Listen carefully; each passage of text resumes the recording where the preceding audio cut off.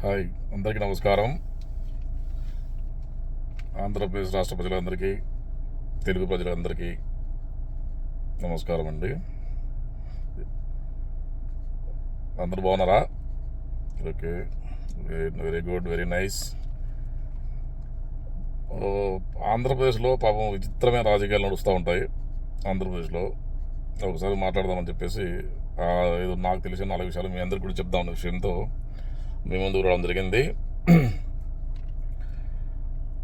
పాపం తిరుపతి ప్రసాదం లడ్డూలో ఏదో కల్తీ జరిగిందని చెప్పేసి ఒక ఆయన మెట్లు కడిగాడు, ఇంకా ఆయన రోడ్డు మీద దులుతాడు, ఒకరేమో చిడతలు తీసుకుని తిరుపతి ట్రైన్లో భజన చేస్తారు. ఇవన్నీ చేస్తారు. శివరాగరి మళ్ళీ చేసినంత వాళ్ళ ప్రభుత్వంలోనే అది చేసింది కూడా. ఇప్పుడు నిజంగా కూడా ఏదైనా నెయ్యిలో కల్తీ జరిగి ఉంటే, కల్తీ జరిగి ప్రజెంట్ ఒకవేళ అనుకుందాం కల్తీ జరిగిందని, ఒక జరిగి ఉంటే కాంట్రాక్టర్ వాడు హిందువే కదా, దాన్ని తెప్పించుకునేవాడు హిందువే కదా, దాని అధికారి ఎవడు హిందువే కదా. మరి వీళ్ళందరూ హిందువులు, మీరు ఒక్కరు హిందువులా? తెలీదా? మీ ప్రభుత్వంలో సప్లై చేసింది ఆ కాంట్రాక్టర్ కదా, ఇప్పుడు సప్లై చేసింది ఆ కాంట్రాక్టర్ కదా. సనాతన ధర్మం. పవన్ కళ్యాణ్ గారికి ఒక మాట అడగాలనుకుంటున్నాను. అయితే పవన్ కళ్యాణ్ గారు, మీరు పెద్ద గొప్పగా పదం వాడుతున్నారు సనాతన ధర్మం అని చెప్పేసి. నిజంగా కూడా మీకు దాదాపు నాకు తెలిసి 54-55 సంవత్సరాలు ఉన్నాయేమో ఇప్పుడు ప్రజెంట్, ఇంకా ఎక్కువ ఉన్నాయేమో. మీరు పుట్టిన తర్వాత లేకుంటే హీరో అయిన తర్వాత, మీరు సినిమా యాక్టర్ అయిన తర్వాత, హీరో అంటే చాలా పెద్ద గొప్ప పదం లేదు, అది సినిమా యాక్టర్. మీరు సినిమా యాక్టర్ అయిన తర్వాత తిరుపతికి ఎన్నిసార్లు వెళ్ళి గుండు కొట్టించుకున్నారండి సతీ సమేతంగా? తిరుపతి దర్శనానికి నిజంగా మేమైతే చూడలే మరి, ఎందుకంటే మీరు వెళ్తే ఆటోమేటిక్గా మీడియా మా అటెన్షన్లో ఉంటుంది కాబట్టి మనం చూపించేస్తుంది ఆటోమేటిక్గా మీరు పోయినప్పుడు.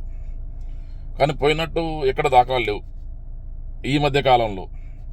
ఏది చంద్రబాబుతో కలిసిన తర్వాత 2014లో పార్టీ పెట్టి చంద్రబాబుతో కుమ్మక్కి తర్వాత ఈ రాజకీయాలకు వచ్చిన తర్వాత ఏమన్నా హైప్ కోసం ఏం వెళ్ళారేమో, కానీ అంతకుముందు అయితే గతంలో మీరు పుట్టినప్పటి నుంచి అయితే పోలే.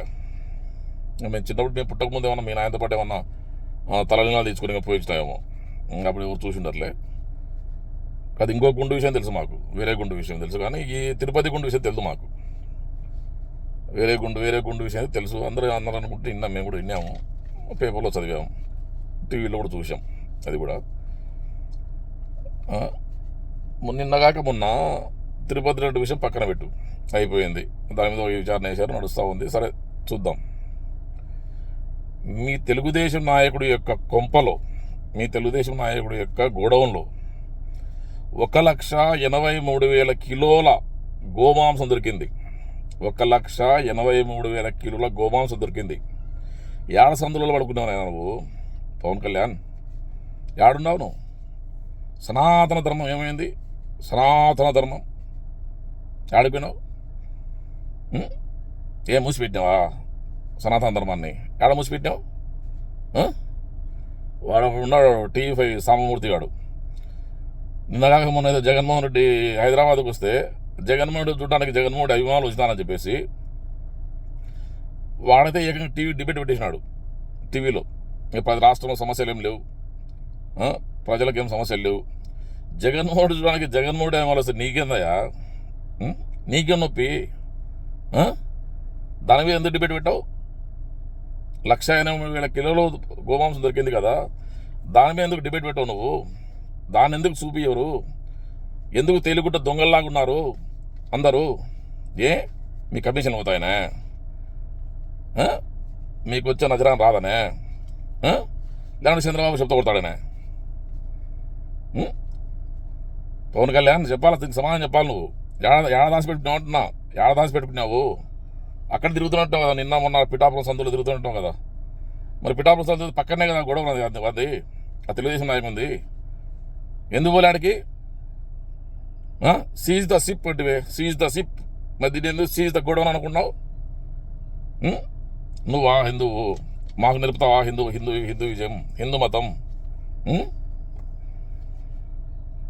కొన్ని వేల సంవత్సరాల నుంచి, కొన్ని లక్షల సంవత్సరాల నుంచి, కొన్ని కోట్ల సంవత్సరాల నుంచి ఈ హిందూ దేశం ఉంది, హిందువులు ఉన్నారు, హిందువులు బతుకున్నారు, ఈ హిందుత్వం నడుస్తూనే ఉంటుంది. ఏదో నువ్వే మొదలుపెట్టినట్టు, లేదా నీతోనే లాస్ అయినట్టు. మరి ఎందుకు మాట్లాడలేదు అంటున్నా, ఎందుకు మాట్లాడలేదు? కాసేపు అన్ని పక్కన నీ తప్పులన్నీ పక్కన పెడతాం. బాపీజన్ తీసుకున్నది, బాపీ స్టేజ్ తీసుకున్నది నువ్వే. మా నాయన దీపంతో సిగరెట్ వెలిగించుకుంటానని చెప్పింది నువ్వే. క్రిస్టియన్ పెళ్లి చేసుకునేది నువ్వే, చర్చికి పోయేది నువ్వే. మళ్ళీ నేను చిన్నప్పటి నుంచి హిందువును. 2 లక్షల పుస్తకాలు చదివాను. 2 లక్షల పుస్తకాలు చదవడం వేరు నాయన, పుస్తకం కొనుక్కోవడం వేరు, లేకుంటే తలకాయ కింద పెట్టుకున్న పడుకోవడం వేరు, లేకుంటే వెనకాల మన ఆఫీస్లో కూర్చో వెనకాల మొత్తం బుక్కులు పెట్టుకోవడం కూర్చోవడం వేరు. చదవడం వేరు, చదివి అర్థం చేసుకోవడం వేరు, దాన్ని ఆచరించడం వేరు.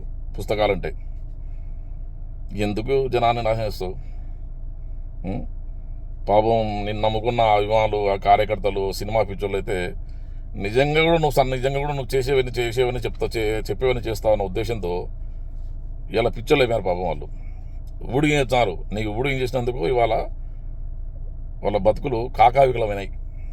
జనసేన కార్యకర్తల బతుకులు కాకావికలమైనాయి పాపం వాళ్ళ బతుకులు. ఏదో ఈ సంవత్సరానికి అనుకుంటే మళ్ళీ నువ్వు 15 ఏళ్ళు అంటున్నావు పాపం వాళ్ళు. మొత్తానికి బిచాన దేశం వాళ్ళకు అర్థమయ్యే వాళ్ళు తెలుసుకుని ఉంటారు ఈ మధ్యకాలంలో. అంటే సుగాలి ప్రీతి కేసు ఏమైంది జగన్మోహన్ రెడ్డి అంటే సుగాలి ప్రీతి కేసు జుట్టు ఇక్కుంటా ఓనే సుగాలి ప్రీతి అని. ఏమైంది సుగాలి ప్రీతి కేసు? కట్టమంచి రామలింగారెడ్డి ఇంట్లో పోయి గడ్డి తిన్నావా? సుగాలి ప్రీతి కేసు వదిలేసినావు. ఎందుకు వదిలేసినావు? ఏమైంది? ఎందుకు వదిలేసినావు అంటున్నావు. ఆ తల్లి అడుగుతుంది, సుగాలి ప్రీతి తల్లి అడుగుతుంది, క్వశ్చన్ చెప్తుంది, రమ్మంటుంది నిన్ను. రాష్ట్రమంతా ఎదులాడినావు కదా, రాష్ట్రమంతా దేకినావు కదా మొత్తం పట్టుకొని ప్రతి సభలో సుగాలి ప్రీతి అని. ఏమైంది? నేను కట్టమంచి రామలింగారెడ్డి గడ్డి తింటే ఏమన్నా నువ్వు నీ బాస్ ఇద్దరు ఏం చేశాను మీరు? ఒక్కసారైనా ఇది ఉండాలా మాట్లాడేటప్పుడు ఇది ఉండాలా. మనం ఏం మాట్లాడుతున్నాము, ఏం చేస్తున్నాము, ఏం ఆచరిస్తున్నాము. ఎలక్షన్ అంతా ఒక రకము, ఎలక్షన్ అయిపోయిన తర్వాత ఇంకో రకమా? జగన్మోహన్ రెడ్డికి హిందుత్వం మీద, హిందూ ధర్మం మీద కానీ, హిందుత్వం మీద కానీ దయ లేదు, ఇది లేదా? తెలుసుకో. నీ గత ప్రభుత్వంలో 2014 నుంచి 19 వరకు ఎన్ని గుళ్ళు కూల్చాడో నీ చంద్రబాబు నాయుడు విజయవాడ పరిసర ప్రాంతాల్లో. అది తెలుసుకోవా? అది తెలుసుకో ఫస్ట్. తిరుపతిలో ఆయన ఉన్నప్పుడే మండపాన్ని కూల్చింది ఆయనే. తిరుపతి దేవస్థానంలో మండపాన్ని కూల్చింది ఆయన ప్రభుత్వంలోనే, ఆయన ముఖ్యమంత్రి ఉన్నప్పుడే. అది తెలుసుకో. జగన్మోహన్ రెడ్డి ఎన్ని 100,000 గుళ్ళు కట్టాడో టీటీడీ తరఫున కనుక్కోది. లిస్టు చూడు. ఉన్నాడా బిఆర్ నాయుడు? రికార్డు ఉంటుంది కదా మీ చైర్మన్ దగ్గర. చూసుకో ఎవరి ఆయాంలో ఎన్ని గుళ్ళు కట్టారు, ఎన్ని దాన ధర్మాలు చేశారు, లెక్క చూసుకొని మాట్లాడు ఫస్ట్ ఆఫ్ ఆల్. ఏదన్నా మాట్లాడితే శాంటిటీ ఉండాలా, క్యారెక్టర్ ఉండాలా. అది ఎట్లా మీకు లేదనుకో, అది వేరే విషయం. లేని దాన్ని మాకు ఉంది అని మీరు చెప్పడం, మీకు తాసు వాళ్ళకి డబ్బా ఛానళ్ళు తప్పడి కొట్టడం, దాన్ని జనాన్ని తిరుగుతాడం. ఎందుకు ఏడబడుకున్నారు అంటున్నా. రావచ్చు కదా, రోడ్లు ఎక్కచ్చు కదా. ఇప్పుడు సనాతన ధర్మం ఆడిపోయింది. అడుగుతున్నాడు. 1,83,000 కిలోల గోమాంసం దొరికింది. అది రికార్డెడ్. ఎందుకు మాట్లాడలేదు? ఎందుకు ఈనాడు వార్త రావడం లేదు? ఎందుకు ఆంధ్రజ్యోతి టీవీలో చూపించడం లేదు? ఎందుకు టీవీ5 సాంబగాడు మాట్లాడడం లేదు? నోట్లో ఏమన్నా బెల్లం గడ్డ పెట్టుకున్నారా? ఏమన్నా ఏం పెట్టుకున్నారు? నోట్లో ఏం బెల్లం గడ్డ పెట్టుకున్నారమ్మా? కానీ హైదరాబాద్లో జగన్మోహన్ రెడ్డికి అభిమానం వస్తే మాత్రం అది పెద్ద ఇష్యూ. మీకు అందరికి కడుపు వంట. దాన్ని మాత్రం డిబేట్లు పెడతారు, దాన్ని మాత్రం చర్చలు పెడతారు, దాని మీద మాత్రం రాతాంతం చేస్తారు. జగన్మోహన్ రెడ్డికి అభిమానులు రావాలన్నా వద్దా మీరే డిసైడ్ చేస్తారా? జగన్మోహన్ రెడ్డి దాంట్లో తిరగాలని మీరు చేస్తారా? ఒకే రోజు అంటే మూడు ఎయిర్పోర్ట్లు దిగాడు, దిగుతాడు. ఆయన సొమ్ము, ఆయన డబ్బులు. మీ నాయన జోబులో ఇచ్చారా, మీ చిన్నాయన జోబులో ఇచ్చారా మీరు? లే ప్రభుత్వ సొమ్ము కాదు కదా, ఆయన సొంత డబ్బులు అవి. మీరు ఎక్కే హెలికాప్టర్లు, మీరు ఎక్కే విమానాలు ప్రభుత్వ ఖర్చు తిరుగుతున్నారు. జగన్మోహన్ కాదు, జగన్మోహన్ డబ్బులు ఏడిపోయినా సొంత ఖర్చు డబ్బులు అవి. జగన్మోహన్కి మీరే మీ ప్రభుత్వం ఏర్పాటు చేయట్లే కదా, హెలికాప్టర్ కానీ విమానం కానీ. చేస్తారా? చేయడం లేదు కదా. ఆయన సొంత డబ్బులు.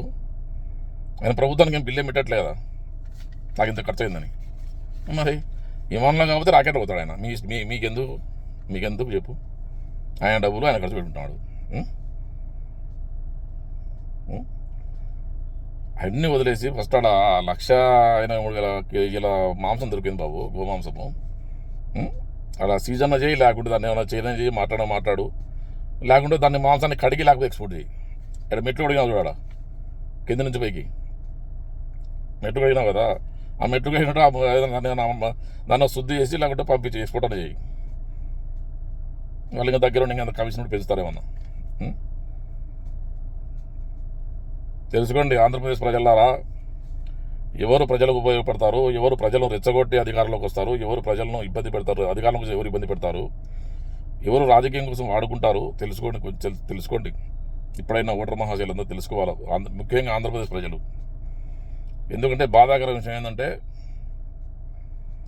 చదువు చెప్పినోడికి, చదువు చెప్పించినోడికి, పిల్లలకు మంచి చదువు చెప్పిస్తాను, ఇంగ్లీష్ మీడియం పెట్టిస్తాను, నాడు నేడు బడి కింద మంచి బళ్ళు కట్టిస్తాను, మంచి గవర్నమెంట్ కాలేజీలు, పెద్ద మన మెడికల్ కాలేజీలు ఇస్తాను, మీ విద్యార్థుల భవిష్యత్తు మొత్తం నా చేతులు పెట్టండి, నేను మొత్తం తీర్చిదిద్దుతాను అన్నోడు కాకుండా, మంచి మద్యం ఇస్తామంటే ఓట్లు వేసిన మనం కేవలం ఒక ఆంధ్రప్రదేశ్. ఏదైనా వేరే పని మీద వేరే రాష్ట్రాలకు వెళ్తే ఏ రాష్ట్రం మీద అంటే ఆంధ్రప్రదేశ్ అంటే నవ్వుతున్నారు. ఎందుకంటే మంచి సారాయి వచ్చా అంటే ఓట్లు వేసిన మీరేరా ఎరుపుకులారా అంటారు మమ్మల్ని. ఎవడన్నా మంచి చదువు చేయించాను, లేకుంటే మంచి ఉద్యోగం ఇప్పించాను, లేకుంటే మీకు మంచి డెవలప్మెంట్ చేస్తాను అంటే ఓట్లు ఇచ్చారు. మంచి సారాయి ఊపిస్తాం, మీకు మంచి నాణ్యమైన సారాయి ఊపిస్తాం అంటే ఓట్లు వేసింది మీ ఆంధ్రప్రదేశ్ ప్రజలే. మీకంటే ఎరుపుకులు ఎవరు ఉంటారా అంటున్నారు పక్క రాష్ట్రాల వాళ్ళు. నవ్వుతున్నారు. అదే విషయం మన పరిస్థితి. అది తెలుసుకోవాలి, ఇప్పటికైనా తెలుసుకుంటే మంచిది. జై హింద్.